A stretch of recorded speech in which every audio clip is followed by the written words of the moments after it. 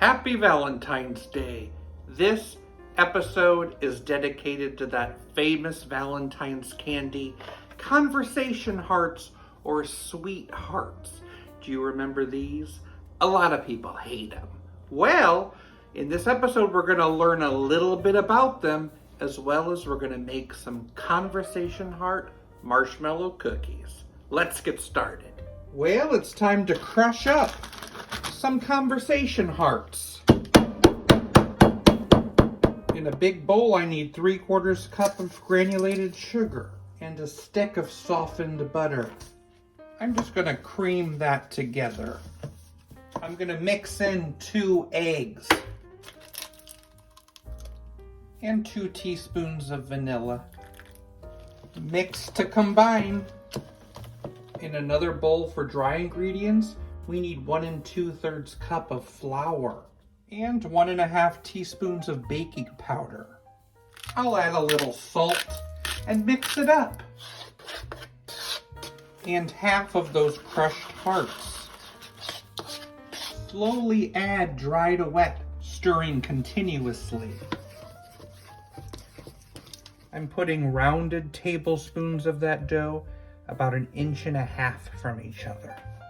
I'm going to cook these at 350 for 14 minutes. Conversation hearts came to be in the mid-1800s. They were created by a pharmacist named Oliver Chase. He learned that he could use the same machine that he made medicine with to make candy.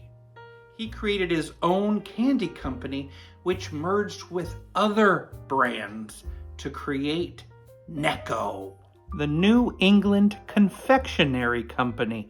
Do you remember Necco? Necco wafers? You know, when I was growing up, there was always this myth that you could keep Necco wafers in your car, and when you drive through a toll booth, you could throw them in and they'll count as change. I never really believed that myth. Has anybody ever tried it? In 1866, they came up with the letter stamping method, except back then the candies were a lot bigger, and you could put huge phrases on them. They were shaped like postcards, horseshoes, and even shells. Some of the original phrases were, "How long do I have to wait?" And "Please send a lock of your hair via return mail." At the turn of the century, the shape changed to the heart, and it became much smaller, with simpler phrases like "Be good" and "Kiss me."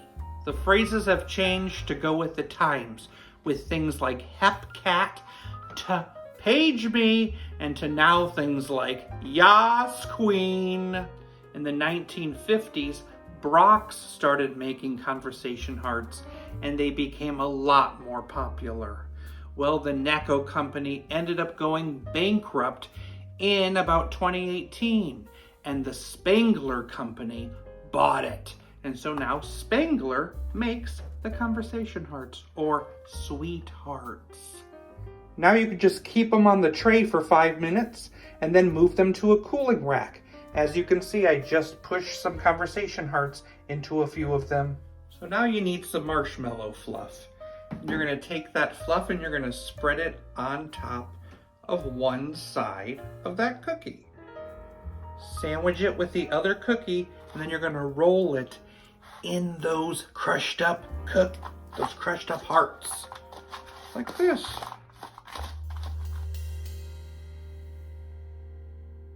Conversation heart cookies. Let's try them.